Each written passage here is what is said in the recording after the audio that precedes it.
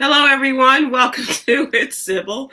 Um, I am Sybil Wilkes, and this is making me a little seasick. All of this action activity for people who are watching, people who are listening. This means absolutely nothing to you. How you doing, everybody? Myra J, Kwyn, Stephen Hill. How are you? Hey, Wonderful. hey. Wonderful. Wonderful. Hey. Okay. And then All Myra, right. you're supposed to say hey. It's supposed to be Oh, hey. There. I'm sorry. I missed the cue. I'm so sorry, Quinn. That was on me. That was all on me.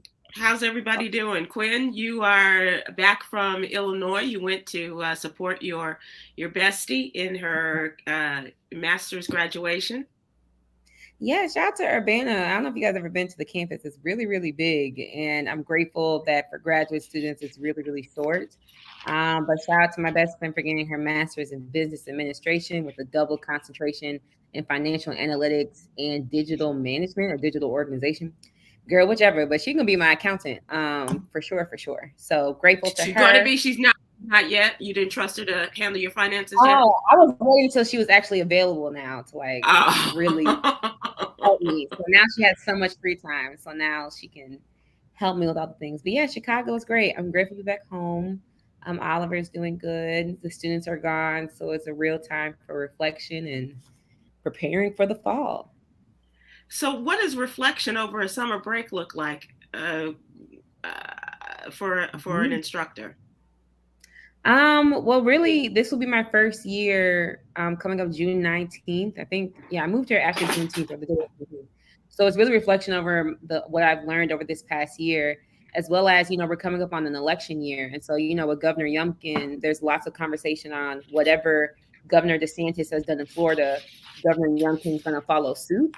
And so Right, in terms of higher education, yeah, and you guys have heard that DeSantis has banned or defunded lots of DEI on public universities. He's taking it out of the classrooms in Florida universities. Yeah. So that's where I work in now at James Madison University. So there's lots of conversation on, okay, how can we prepare?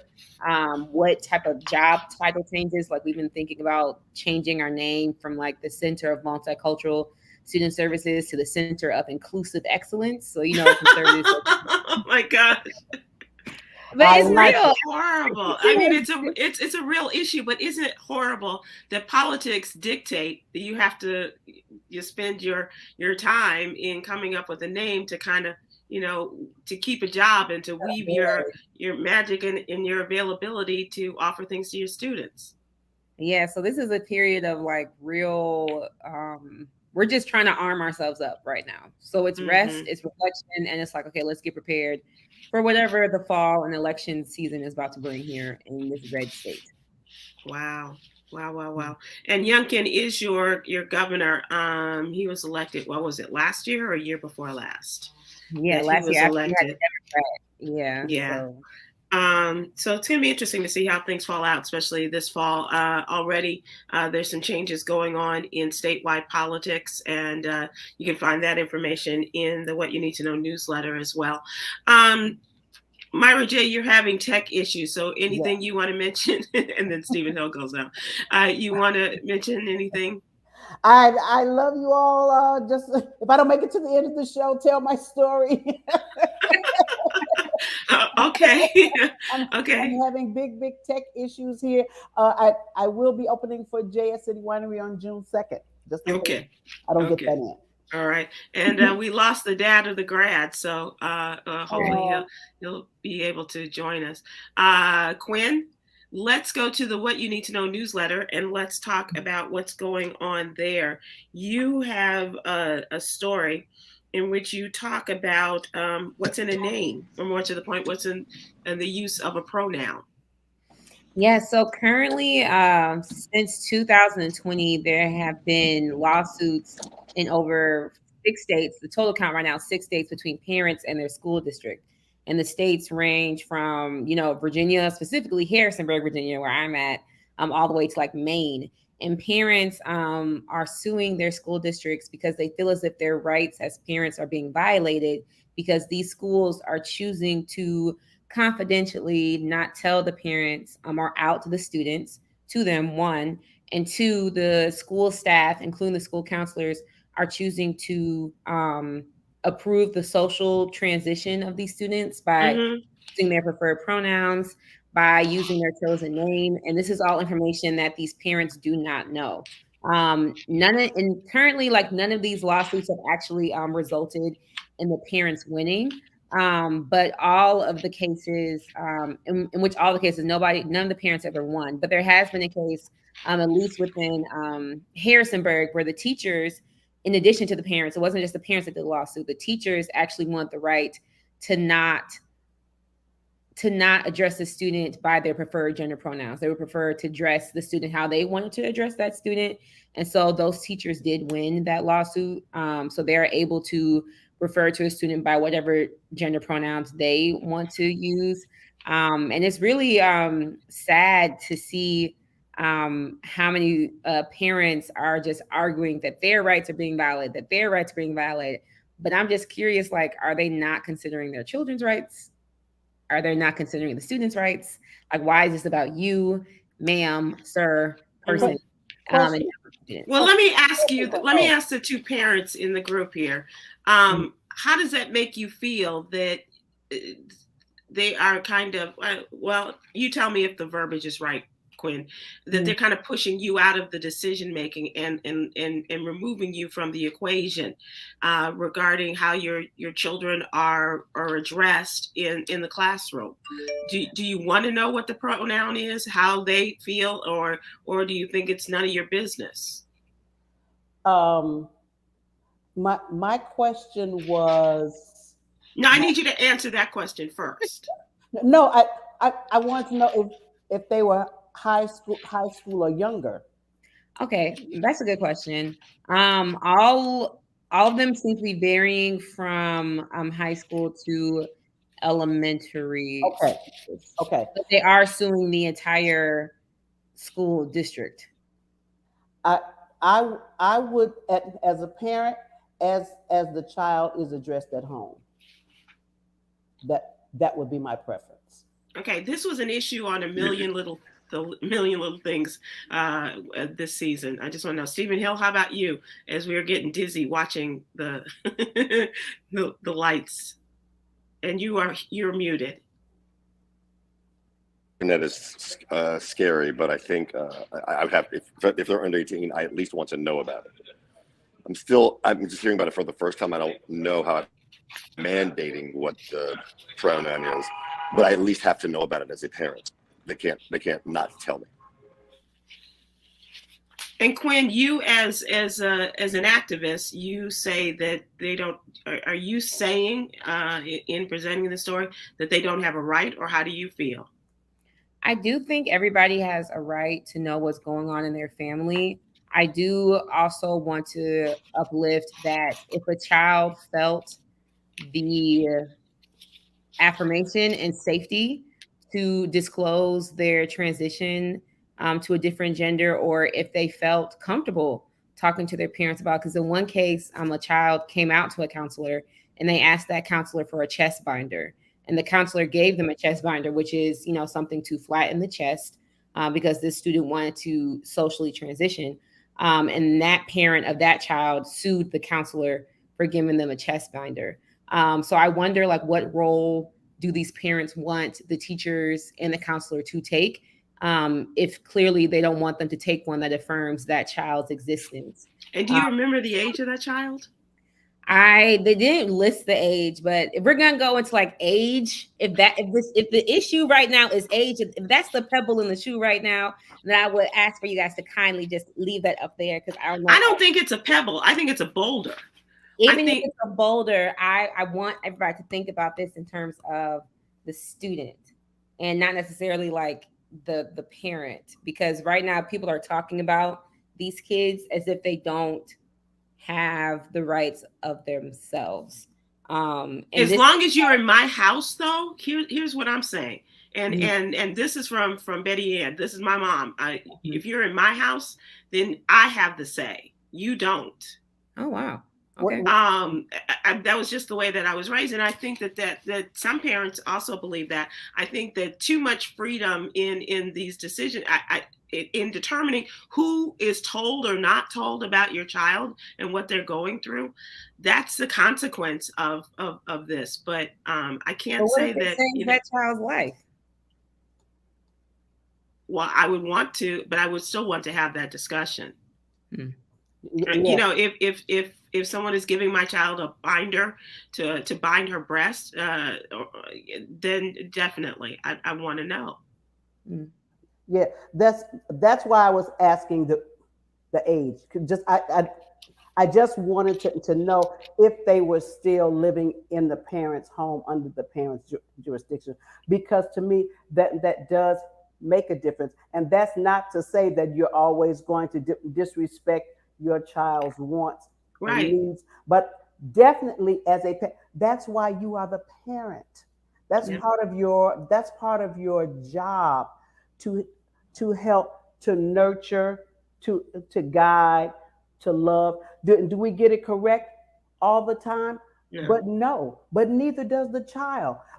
But you have to respect that they're a child, and the child has to respect that you're a parent. The children have to respect that we are the parents. I hear you. Yeah. Yeah. Everything that you guys are saying, like go ahead, Stephen. Stephen Hill, dad of grad. Sorry, dad of grad. Look, I think this is a new territory, right? And so while and we are he is in awe of being in new territory. Wait, did I come back? I'm so sorry. Yeah, you're back. While a parent needs to be informed of anything a school does there in that life, I'm also very aware that it's more complicated than like little Johnny's playing with matches or something. It's about an identity or how they want to be represented, right? I could support that a chest binder. I'm sorry, is it called a chest binder? Mm-hmm. A chest binder to me could be a fashion statement. It's not going to cause anything. What that in and of itself, what makes the child want to do that is beyond that. But you know, somebody wants to wear a chest binder, that could be a fashion statement. I think a lot of more thought has to be put into whether, to me, no thought needs to be put into whether the parents should know, but what action should be taken from then, because I think, I'm not swinging I'm swinging over much more in terms of kids being able to express themselves the way they want to. I'm still on that. How long is the effect of it if they choose to go differently later? Did that make any sense? Yeah. Now, so Kwyn, we're going to give you the final word on this. Okay. I was going to say, just as a result of these lawsuits from these parents, one school has received 3 bomb threats from conservative groups. And everything like you guys said, in terms of like, it's about the right of the parent, that they are under my jurisdiction. They are mine. I have the final say, is literally copy and paste to what these really Christian, far-right, conservative parental groups are saying. Even when I clicked on their website, they're just like, we are advocate for parents' rights. And I like how Stephen said that it's way more complicated. And I also want to say that it's way more, what's the word? I don't want to say messy, but I think it's just way more sensitive than we would like to make it. And this isn't, it shouldn't be, I should say, a conversation of whether somebody should know what to do with their life. More so, what is it that my child is asking for right now? And this type of affirming of their existence, again, is not any type of hijacking of that role of the parent. It's anything's not being taken away. It's more so hearing the student loud enough to the point where it says, hey, in this space where I can actually choose how I want to be addressed in the classroom, in this gymnasium where I can choose how I want to run, in this space where I actually have agency over my own body, I would like to be named this. And I think that's actually really brilliant. And I think that's something that should be taken into consideration for the courageousness of these students to self-advocate for themselves.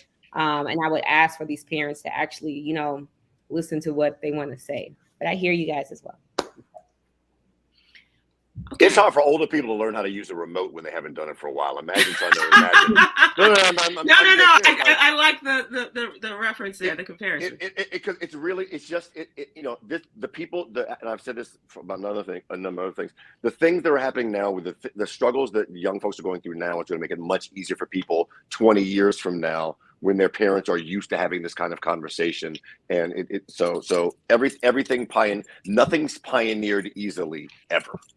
I used to work as a high school counselor, so I understand when kids come to you to confide something that they don't feel comfortable saying at home. But if anything became life-threatening or life-changing, I would definitely share with the child. This is a conversation that perhaps we should have with your parent. And Kwyn, I would invite you in 10, 15 years when you are a parent and you're going through struggles with your child and they are going through their own personal struggles. I would invite you to come back and to have this discussion after you are in that place. That's all I ask. That's I'm just going to leave it there and you can think about it. I want you to make a note, but I would love to have you come back at that time. I'm never going to. I know. Interpret or assume something. I don't have any children earthside. I did have a miscarriage. So my child is in heaven. But I don't have any children earthside. So I'm never going to say like I know how to be the best parent, nor do I. I'm not saying that. All I'm asking there's plenty of us with kids earthside who say we're never going to know how to do the thing right there. In all fairness, I would say that I am preparing for impact, as they do like in the safety test for cars, just being queer and knowing that I'm going to marry a woman, and preparing myself with even this type of journey that I've had with my own sexual and gender identity, understanding that like this is something that is difficult, but I don't want anybody in this world to feel as if they can't be in my house. I don't care about jurisdiction or like the ownership. I want my children to know that they are loved the same way that my mom did, the same way that my grandmother did, the same way that my father did with who I am and what it is that I want to do. If they end up changing their mind, then they end up changing their mind. If they end up changing again, then let them do that. But I'd rather them, while they still breathe here, at least while I'm still feeding them eggs and grits, they know that they can come to me to ask for a chest binder or whatever. But I understand that's difficult. So like, I'm not and it's probably not going to be chest binders. That might not in another generation. That's probably not going to be the issue. Right. I just don't want people to feel like I'm choosing one. I just want the voice of the student to be heard. That's it. I want you to just keep in mind this invitation. That's all I ask. I surely will.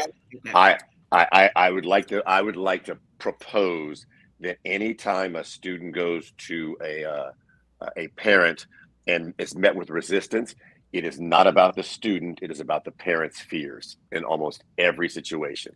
It's about their ignorance, not as a bad word, just like literally not knowing. You called us ignorant. That's okay. And no. I'm kidding, Stephen Hill. No. I'm kidding. Ignorance in terms of not knowing and fear. It has nothing to do with the actual. He also called us stupid, Myra. I think that's what he did. I think he called us stupid. Among the other stories that we have in the What You Need to Know newsletter, we also talk about artificial intelligence. Check that out because that is a great deal of concern to a lot of folks, especially on Capitol Hill. And where do they go from here? One of the leaders of artificial intelligence was on Capitol Hill testifying before the Senate Judiciary Committee this week. Also, Cameron Riley talks about the newest head of Twitter. She has been named the CEO. She's the former NBC executive of all media and buying and advertising and all knowing about how to sell that network and to create a new streaming genre. That is Linda Yaccarino. Take a look at that story. Also, Black Health Matters, always in the What You Need to Know newsletter. Thank you very much. And more information about what you need to know about blood pressure, high blood pressure, and as it affects Black women. Kwyn Kwyn Townsend Riley is our LGBTQ plus contributor. So you've heard that conversation here, as well as it is time for the Black and Missing addition to the What You Need to Know newsletter. And this week we're looking for Danielle Moss. Danielle is 30 years old. She's been missing from her home in Washington, D.C. since the 9th of April. Take a look at her picture in the What You Need to Know newsletter. If you've seen her or you have some information or it sounds familiar to you, go to the Black and Missing Foundation website and check it out. All right. Steve, were you waving your finger like you wanted to say something? No, I just thought it was a Yacarino thing. It was a Yacarino. Congratulations on the new job, but I think it's incredibly interesting. They found somebody from extremely old media to run the new media that is Twitter. She is from, I believe, an advertising background, so it's clear they're going to try to sell this. Sell it and clearly. Try to get more of your personal information to sell to other people. It is not about it's not about the technical build. It's not about the it is just they literally went to go to old media to run a new media company is crazy to me, but you go for it. Well, and you're not the first person to make that charge against Mr. Twitter, Elon Musk. So it'll be interesting to see. First of all, the money is how long will she last? And secondly, the money will be how successful, if she is allowed to do her job, how successful will he allow her to be? It's time for the question of the day. What's really going on? We recently observed Teacher Appreciation Week, and asking you as an educator, Kwyn, Myra as a former teacher, Steve as a former teacher, who was or who were the teachers who made the biggest difference in your life or left the greatest impression? Pretty easy question for some, and if there were nobodies who did this for you, let us know that as well. We'd love to hear your additions to the conversation. Who would like to go first? Maybe Kwyn, since you're the most recent. To have had a teacher. You remember? I'm gonna need a minute to think back. Let me go in my Rolodex and see. We're talking about educators? Yeah, teachers, yes. Teachers. We just had Teacher Appreciation Week, and I didn't want it to escape us without giving a shout out to those teachers who made a difference in our lives. Yeah, I guess I'll just go to grad school. Dr. Layla McLeod, who was the only Black and also femme-identifying professor that I had in my master's program. And she actually interviewed me as a part of the process to be in the school. She's a Zeta, and she's just And you don't hold that against her? No. She made things really... I know it just helped me feel more seen, like being in rural Illinois and getting into this work, because there is much more like I don't want to say the older, but I want to say the more immersed you are like in education, like it is so good to see somebody else that's just D9 or even like Greek affiliated at all. Cause like you guys do share just like a synonymous experience of like being part of something that's a legacy. But specifically with Dr. McLeod, I think she is like incomparable in terms of her intellect, but also very witty and very audacious. And she didn't make it seem as if it was socially expensive for Black women to just be themselves.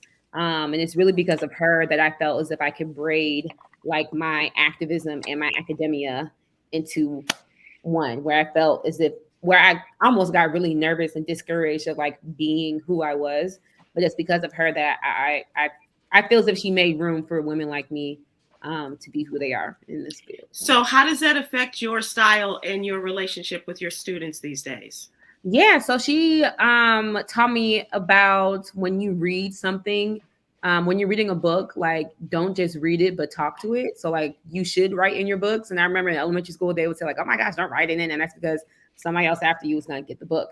But now when I read something, I literally am writing questions like, huh, what the hell? Like, dang, that's crazy. Or like, just like literally talking to the author as if they are talking to me. And it has made digesting very like heavy worded literature that could be said in much simpler words. Oh,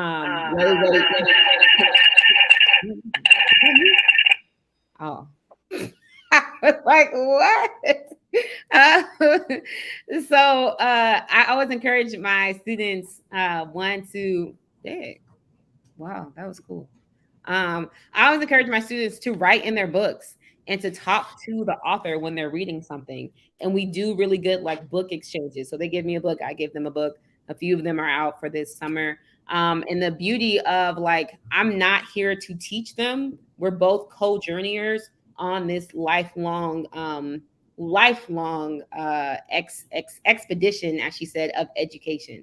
And education is different than knowledge. And so I've been really just trying to position students like we're here. And so like if all I'm doing is reading something and telling you my perspective, so you can literally do the same thing. And just encouraging them like, bro, like y'all paid all this money for this institution. They need to respect you like as who you are, and how much they are the bosses here. Pretty much my boss too. So yeah. Good for you. Good for you. Myra, what about you? I had a biology teacher named Miss Jenkins in high school. And what I really loved about her, because I am old enough to remember all the transitions from color to Negro to Afro-American to African-American. And when I went into high school, it was a very tumultuous time in America. It was a lot of riots, a lot of things going on. This particular high school that I went to from my freshman year to my senior year went from being a mostly white high school to a primarily Black school. And we were in the news all the time. It was protests and blah, blah, blah. But she was very pro-Black. And I remember she had an afro, and I got an afro in high school in spite of what my mother said. And it was just one of those things. Now, I can't tell you a darn thing about biology, but I remember just the Black pride she used to instill in us. And she would, let's say, softly encourage us to do peaceful protests at the school, and read about Black history and Black poetry and that. In the biology class. In the biology class. That's very cool. Look, I never touched that damn frog. Calvin dissected the frog. I wasn't touching that thing, but doggone it, I was so pro Black, power to the people. Absolutely. Nice. Absolutely. Stephen Hill, in Teacher Appreciation Week, and as a former teacher, who was or who were the teachers that made the biggest difference in your life or left the greatest impact? I'll make it quick. It's funny. I've never thought about that until just now. That of the 30 some odd courses I took at college, I remember exactly 2 of my professors. So it's not at the college level. It was definitely before the college level. My first grade teacher, Mrs. Culbertson, who I just remember like instilling a love of learning. Dr. Roland Johnson, who was the first Black teacher at Groton School, the high school I went to, and it was so important to have someone look like us in high school. I went to a high school where we were maybe 8% Black, and having Dr. Johnson there made all the difference. Some of that difference I didn't realize until years after I'd graduated. And then Barbara Bailey, who I had for pre-cal and calculus, the way she taught and the way I learned was just an unbelievable a dance. She was just thrilled by math and made me thrilled by math. And Edward, so did that affect your decision to go into math as a major in college? Absolutely. I had started thinking I was that way because I was good at math, but I was like, if anybody else can teach me like she does and make it seem easy, I'm all the way in.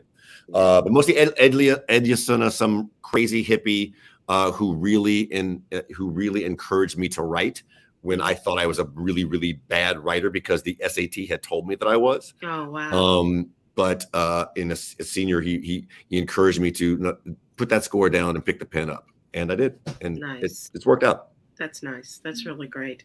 I hope that you have shared that with your faithful ward as well. I have indeed. That's awesome. That's awesome. Congratulations. Yolanda, do we have any people who want to give a shout out to their favorite teachers? Those who made a difference? Sonia Maples on YouTube says, Ms. Poindexter was my seventh grade history teacher. She purchased the autobiography of Miss Jane Pittman for each student, and we read it during class and had discussions with Black and white students. That is awesome. That is so very awesome. Mrs. Poindexter making a difference back in 7th grade history. I remember my 7th grade history teacher, but I don't remember him making that, Mr. Weir, making that big of a difference in terms of, because the history was all around us, but we talked about the old stuff and not necessarily what was going on. Deborah Barcloud on YouTube, my college professor, Mrs. Poston, a Black woman who poured her time into me to make sure I did allow a math class to get the best of me. A class I needed in order to graduate. Thank God for her. Wow, that's nice. And here's the other thing. If you have the opportunity to go back and to talk to these teachers, most definitely, and let them know what a difference they made in your life. Kwyn, you obviously have a greater chance of doing that. And I'm just wondering if you have revisited this professor that made such a difference, the Zeta, made a difference for the Delta. I bought her all types of gifts when she left my graduate program, and then I ran into her at a convention recently, and I just started and then we hugged. So it was great. Oh, that's awesome. That's awesome. Yolanda? Okay, then I will Laughter Holman, which if that is your name, I so love that name, Laughter on YouTube. Kwyn, I greatly appreciate your position. Please continue to speak for the voiceless. Thank you. Yeah, absolutely, absolutely, and that's what we try to get our youngins, our contributors, to do as well. And Kwyn leads the group in doing that. There's no position, no definition in her head that is left unspoken. So that's pretty awesome. That's true. That's pretty awesome. Yeah, that's pretty awesome. Yeah, absolutely. My most important teacher was my mom. And that made a big difference in my life because she did read to me at such an early age. Well, during the first years of my life, my mom did not drive, and we took Chicago public transportation. And so she would read, and she was a voracious reader, and she would read all of the daily newspapers and magazines, and sometimes some of her trashy novels in order to keep me entertained on the bus, on Chicago Transit, so CTA. So that was really cool. And I had a 5th grade teacher, Mrs. Hershenhorn. I don't know where she is, but Mrs. Hershenhorn was one of those really cool younger teachers at that time who really encouraged us to think outside the box and to be as creative as we possibly could. And I would say that she was the impetus for me being able to do that, or at least forcing myself at certain times in my life to do that, to think and not to follow the rest of the group, but to think more outside, and which can get you in trouble, but it can also lead you on an incredible journey as well. So thank you, Mrs. Hershenhorn. Did you ever have a crush on a hot young teacher, by the way? Did you ever have it? Sybil, did you ever have a teacher in school and you're like, you the hot young teacher? And I think, you know what, if I was just like 5 years old. You know what? Here's the thing. Come on. We never had teachers we never had male teachers until 5th grade, and it was Mr. Mason, and he was not Mrs. Hershenhorn was my 5th grade teacher. Mr. Mason was the 5th grade teacher for the other class. And when Mr. Mason came back, and all the little white girls really loved Mr. Mason. He was blonde, looked like a Ken. And Mr. Mason came back and showed us that he didn't like girls. And so it was. Yeah, when he came back, he was like, yeah. But we did have a scandal. We had a scandal in which the 8th grade history teacher, and I shouldn't say his name, and his 8th grade student ran off together. Whoa. What do you mean ran off? What do you mean? They were in school on a Friday. The next Monday, this girl was gone. Her parents were up at the school trying to figure out what happened. And mysteriously enough, so was her favorite teacher. He had left too. Were they found? Kwyn. and this is why schools should let parents know what's going on. I have a high school friend. We graduated from the same year in my high school, and she is married to our AP Lit teacher right now.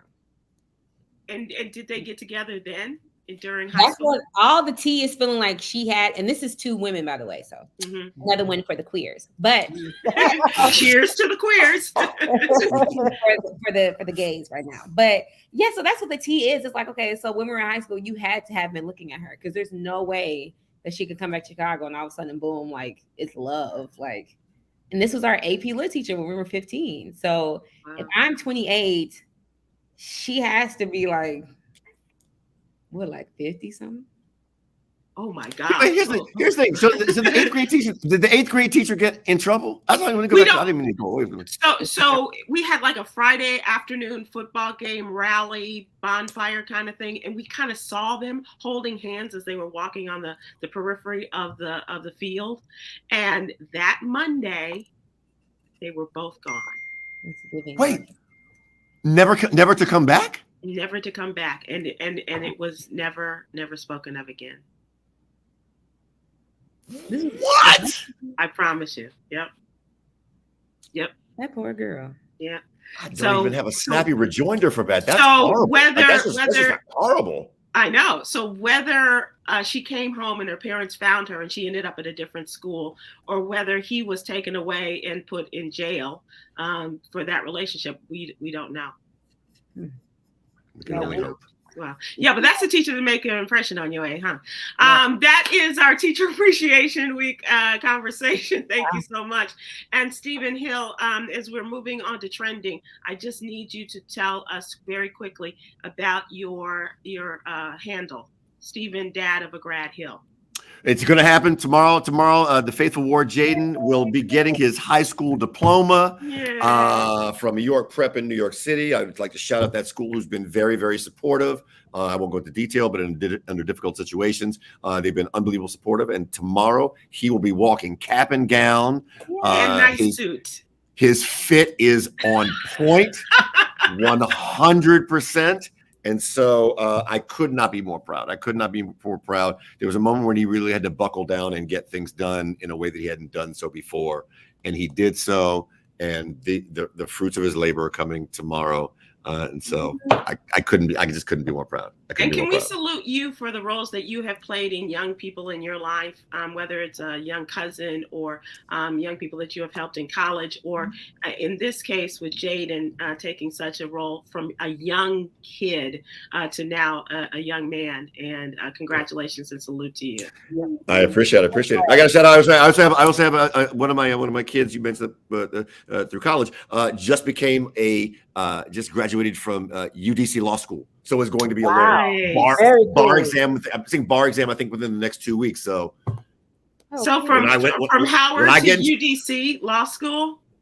That's right. Yeah, so if anybody wants to run away with an eighth grade student, I got a lawyer for you. Probably help you out. I don't know if you can get that case for your UDC Law student. No, I wouldn't want to. She's too good, and we get that person off, and whoever does that needs to be under a jail somewhere. So you cannot. Yeah. No. Absolutely. All right, Stephen Hill, thank you so much. We'll see you soon. I will. Thank you very much. Okay. Have a great week. And do you need to give us any dates for your Songbird? Yeah. Okay. I think I can say this. So she was part of a Tiny Desk concert on NPR. Can I say who you did? Is it? No, I don't think it's been an announcement.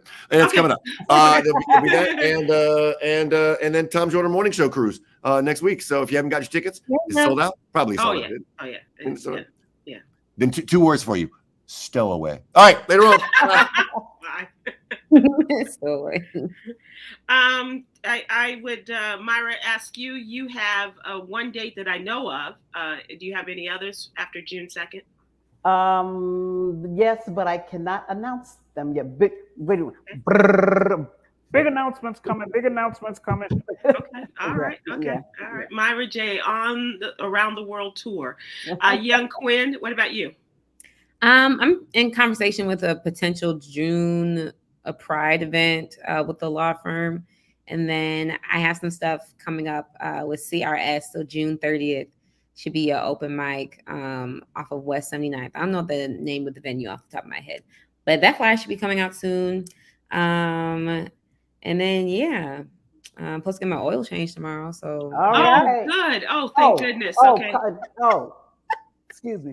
Yeah, bigger name, Myra. Yeah. My bad. Excuse me. Bigger event. Well, I hope that I don't interrupt your oil changing appointment. I would encourage you. My Cash App. If y'all ever need somebody to run away don't get my car. Okay, you want to Cash App me first to help me out. Okay. Okay. Okay. Also, in addition to Kwyn's oil change tomorrow, I'd invite people to join us at this time for our check-in and check-up for your health show. It's going to be an amazing conversation. I don't like to use the word amazing, but I really feel it in my bones as though it's going to be an amazing conversation with a trailblazing cardiologist and president of the American Heart Association, Dr. Michelle Albert. We've had the opportunity and the great luck and fortune to have spoken with her before. She really is. She's an incredible sister, the first African-American woman to be president of the American Heart Association.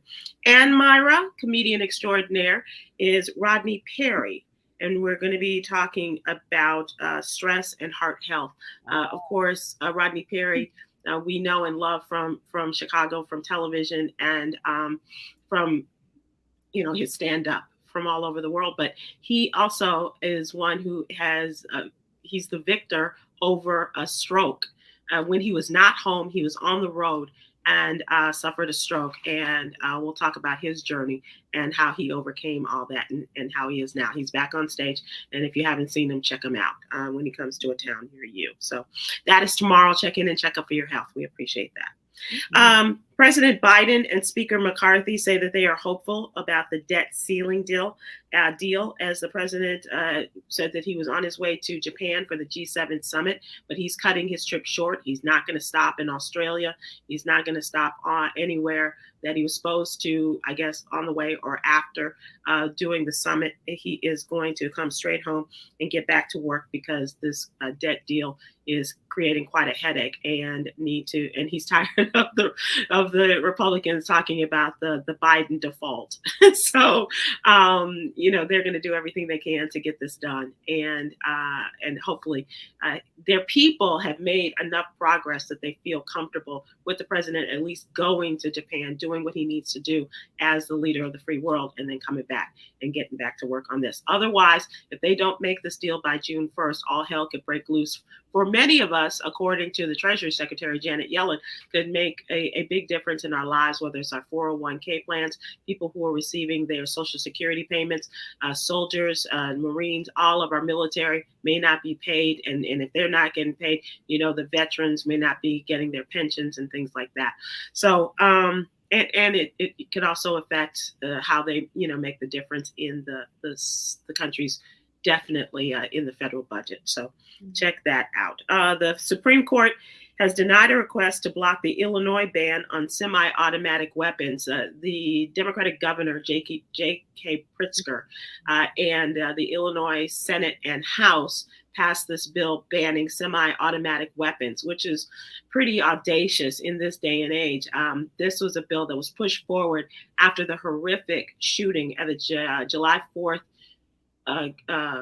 parade in northern Chicago and in one of the suburbs. And so it was so devastating, the people that were killed coming out to a 4th of July parade.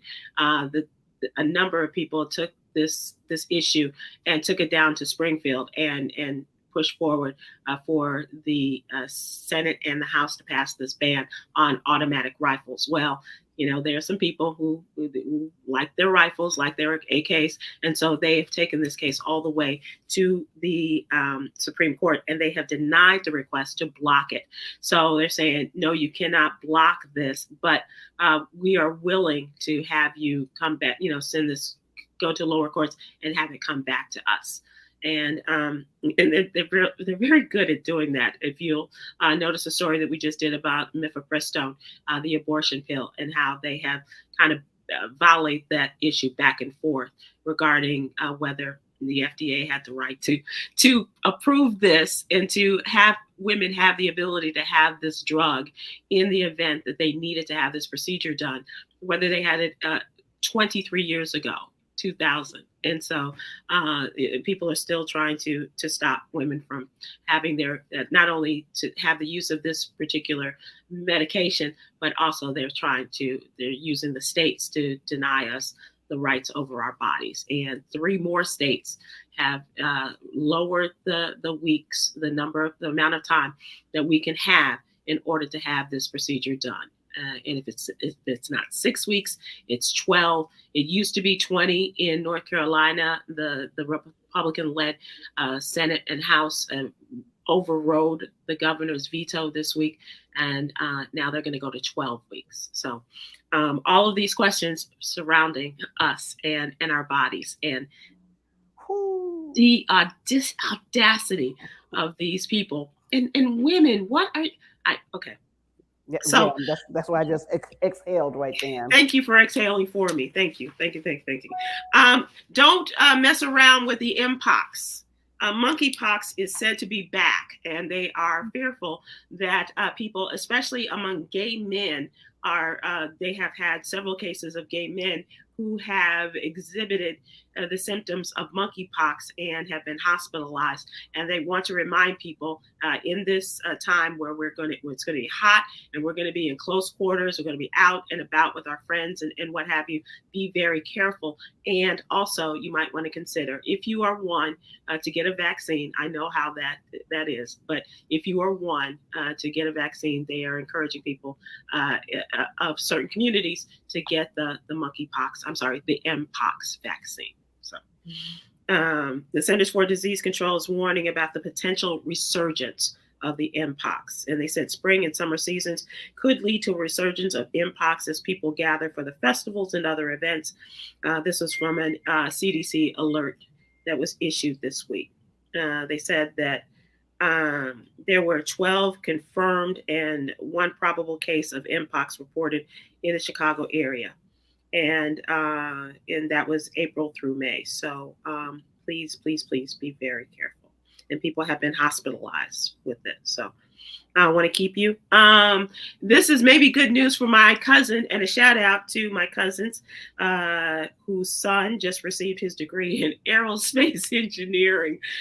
This is a recent study indicates the class of 2023 is entering the strongest job market in 70 years. That's incredible. That is very hopeful for a lot of people, a lot of the young people that you know, Kwyn, who graduated just days ago. And Myra, we're getting all these invitations and announcements about graduations and things like that. This is the time. And, if it's, I pray Junior gets a job. And now they're saying that it's looking really good. And so, yeah. That's 70 years. That's a long time. Myra. And you know what? Congrats to all the graduates. Congrats to all of the parents and, play aunties and everybody who helped. But can I just say one little thing? Yes.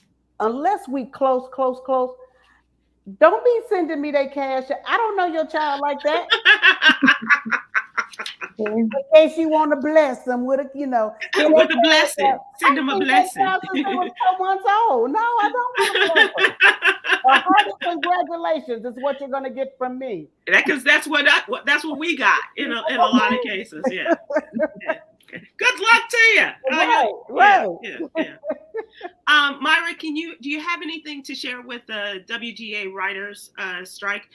Because I want to tell you a story. Do you have any updates? No new updates. I just know that in New York and Los Angeles, primarily, they are still physically protesting, going out on the streets. They're still hopeful, but it's just a whole different time between AI and streaming services. This is brand new territory, so we don't know what's going to happen just yet. So I don't know who paid for this, but the WGA, as they were marching out in front of the studios and what have you, there was someone who got one of those streaming messages behind an airplane that you see. The message said, to the studios, pay the writers, you AI holes. And this was told above Amazon, CBS, Fox, Netflix, Paramount, Sony, Universal, and Warner Brothers Studios. And it says the writers continue to pack the picket lines as the strike enters its third week, neither side showing signs of ending the stalemate. And they say it's getting ugly. In addition to the airplane banner, a massive inflatable rat popped up outside Amazon studios. The huge rodent is holding bags of money, wearing a tuxedo, and smoking a cigar. We know who they're going to, who they're going after, and what they're saying. And whoever is funding this plane and the banner, they said the money is coming from donations from various unions supporting the striking writers. So, and as you mentioned, Myra, artificial intelligence is a hot button issue in Hollywood. Writers seeking guardrails so their jobs and livelihoods are not negatively impacted by the recent AI innovations. I will tell you that the daytime Emmy nominations, Emmy Awards, which our friend Sherry Shepard is one of the nominees, and we're wishing her good luck. Unfortunately, they're going to postpone the daytime Emmy Awards. They asked for an exemption from the Writers Guild. The Writers Guild said no, and so they're going to postpone this. I hope they do it with the Tony Awards too, and postpone it if they can, because this is a really big time for them, and a time for them to produce all of these great excerpts from the musicals and the plays so that they can make money over the summer and to advertise to people around the country and to coming to New York. I hope that they postpone that too if they can, because those are two things that I absolutely love, and especially the Tony Awards. So,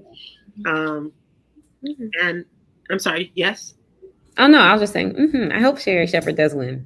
Yeah, she brings joy every day, and I'm very happy. Along with Jennifer Hudson, or is it just her? No, Jennifer is also nominated, and the same category. Same category. Yeah. That's a good one. I'm glad they both got it. Okay, so that's Black girl magic at its best. Absolutely, absolutely. Okay, hey. Is another. Oh, did you guys see the big conversation about the Duke and Duchess of Sussex involved in a near catastrophic paparazzi chase in New York City today? Yeah, I saw the headline. It came on my phone. I think that's wild. The leeches. It is. They said that they were chased for 2 hours, what was described as near fatal, where pedestrians and cars were at risk. And so we hope that they are better. All right. Let's move to entertainment. And this is good news for people who are looking to see some of your favorite artists this summer and knowing about the skyrocketing ticket prices and how out of bounds many of the concert prices are. If you want to see some of your favorites like Lizzo or John Mayer or Kendrick Lamar, they have festivals this summer and you don't have a lot of money to put out there. Live Nation has a deal for you. The live entertainment company announced it's offering a single-day ticket to more than a dozen music festivals this summer for $99 per festival as part of its annual concert week for a limited time that runs through May 22nd while supplies last. And fees are already included in the $99 price point, so that's your good. Afro Nation runs May 27th and 28th in Miami. The festival's lineup includes WizKid, Burna Boy, Fireboy, DML, Movado, Asaki, and more artists. I'm so old. The Roots Picnic is set for June 3rd and 4th in Philadelphia. This will feature performers including Ms. Lauryn Hill, Diddy and the Roots, Lil Uzi Vert, City Girls, Ari Lennox, Eve, and Busta Rhymes, among others. Governor's Ball is in Queens, New York, June 9th through the 11th. That lineup includes Lizzo, Kendrick Lamar, and Lil Nas X. And Broccoli City Festival, July 15th through the 16th in Washington, and features Lil Uzi Vert, Jasmine Sullivan, City Girls, Ice Spice, Coco Jones, and Chloe. The Farewell Festival is July 21st through the 23rd in Redmond, Oregon, and that includes Gary Clark Jr., Sheryl Crow, and Willie Nelson and family. If you want more information or any of these sound like they're close to you or you want to go and visit, go to the company's website, livenation.com. So no spinners or marvelettes, nothing like that, huh? Myra, we should have the Myra Festival. I'm like, Okay, I probably do 4 of those names you just said. Right.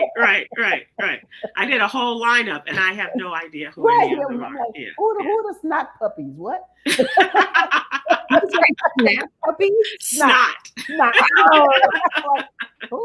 I don't know these people. Yeah, I'm gonna have to go see Jasmine Sullivan. I missed her when she was on tour. Yeah, she's a good show. She's a good. really good show. She's good. Yeah. Dang, both of y'all saw her, of course. Mhm. Well, we had an opportunity when we had a little job and they performed. Yeah. at Yeah. Sky shows. Yeah. That part. Let's excuse me. Talk about our jewel, our inspiration for the day. Worry is one of the deadliest forces in the universe. Refuse its powers. So inhale strength and exhale worry. I'm not done yet. Oh. Yeah.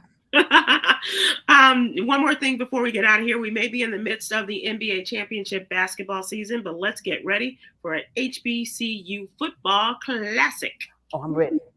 Get ready for an epic showdown on September 16th as Morehouse and Albany State take the field for the Toyota HBCU NY Classic at MetLife Stadium. Football season is back, and this is the game you can't miss. Join us for the world's largest HBCU homecoming to experience the thrill of HBCU culture like never before. Enjoy the ultimate celebration with a pregame tailgate, battle of the bands, and an iconic halftime show. Don't wait. Get your tickets now at hbcunyclassic.com.